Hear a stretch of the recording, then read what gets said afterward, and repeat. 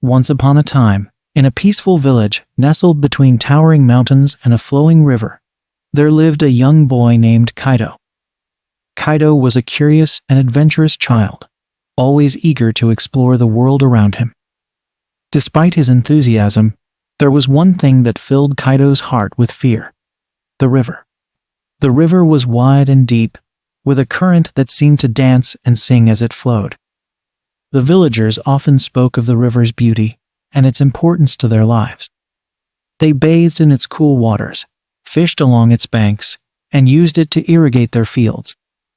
But Kaito, with his vivid imagination, saw the river as a powerful and unpredictable force. One day, Kaito's father noticed his son's reluctance to go near the water. "Kaito, my son," he said gently, "why do you fear the river?" Kaito looked down, embarrassed. "I see it as a monster, father. What if it swallows me whole?" His father smiled kindly. "The river is not a monster, Kaito. It is a part of nature, just like the mountains and the trees. It only seems frightening because you do not understand it yet." Wanting to help his son, Kaito's father decided to take him to see the village elder, Master Zen, who was known for his wisdom and calming presence.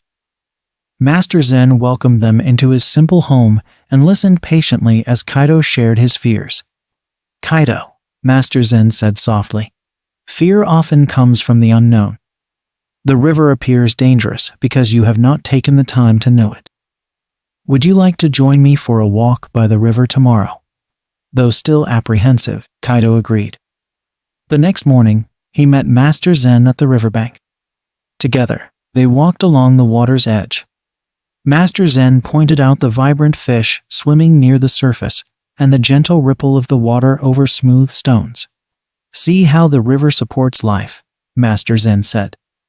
"It nourishes the fish and the plants, and it provides for our village. It has a rhythm and a purpose, just like everything in nature." As they continued their walk, Master Zen led Kaito to a small, shallow part of the river. He stepped into the water and beckoned Kaito to join him. Hesitant but trusting, Kaito waded in. The water was cool against his skin, and he could feel the gentle current swirling around his ankles. "Feel the water, Kaito," Master Zen instructed. "It flows with grace, moving around obstacles rather than fighting them. It teaches us to be adaptable and to go with the flow of life." Slowly, Kaito's fear began to melt away. He realized the river was not a monster, but a teacher. Its strength was not something to fear, but something to respect and understand. As he stood in the water, he felt a sense of peace and connection to the natural world. From that day on, Kaito's fear of the river disappeared. He spent his days playing by its banks, swimming in its waters, and even helping his father fish. The river had become a friend, a source of joy and wisdom. And so, Kaito learned an important lesson. Fear often comes from misunderstanding.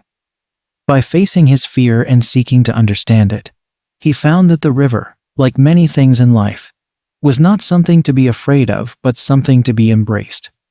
In the quiet village by the river, Kaito grew up to be a wise and courageous young man, always remembering the day he learned to dance with the river's flow. And whenever a new fear arose, he knew just what to do. Approach it with curiosity, understanding, and an open heart.